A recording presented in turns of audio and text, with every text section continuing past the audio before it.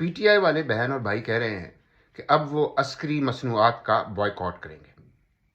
شاید سمجھ آ گئی ہے کہ بندوقوں والوں کا مقابلہ بندوقوں سے نہیں کیا جا سکتا، اس لیے ان کے جو کاروبار ہیں، جو دھندے ہیں، ان پر ضرب لگائی جائے۔ یہ ایک آسن اور پرامن طریقہ ہے۔ اس کی سب سے بڑی مثال جنوبی افریقہ ہے، جہاں پر نسل پرست گوروں سے جان چھڑانے کے لیے آدھی سے زیادہ دنیا نے ان کے دھندوں کا بائیکاٹ کیا تھا، تو اس طرح سے جنوبی افریقہ کو آزادی ملی تھی۔ لیکن یہاں پاکستان میں عسکری مصنوعات کا بائیکاٹ کرے گا کون؟ فوج، پی ٹی آئی، موجودہ حکومت، اس سے پہلے والی حکومت، ہمارے سارے یوٹیوبر، سب کے سب میری سینئر تجزیہ نگار، سب صرف ایک بات پر متفق ہیں کہ پاکستان میں غریب بہت زیادہ ہیں اور غربت بہت زیادہ ہے۔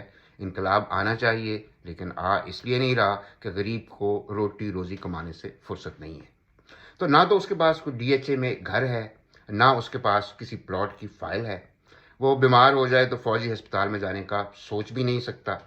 نہ وہ اپنے بچے کو فوجی سیریل کھلاتا ہے، نہ اس نے کبھی اپنے بچے کو اے پی ایس میں پڑھانے کا سوچا ہے۔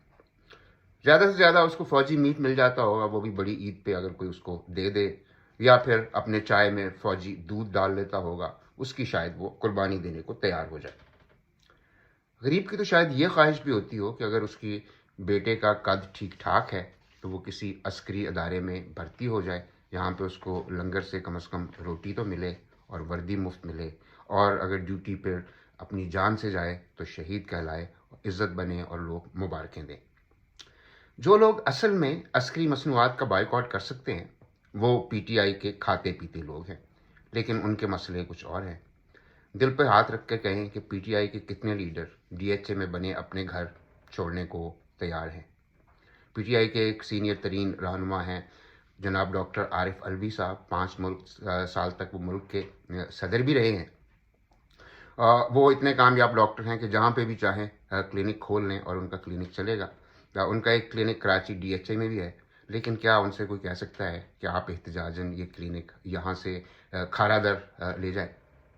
تو اصلی بات یہ ہے کہ نہ کوئی گھر چھوڑتا ہے اور نہ کوئی دھندے، نہ عسکری ادارے اپنے دھندے چھوڑیں گے اور نہ ہی پی ٹی آئی والے۔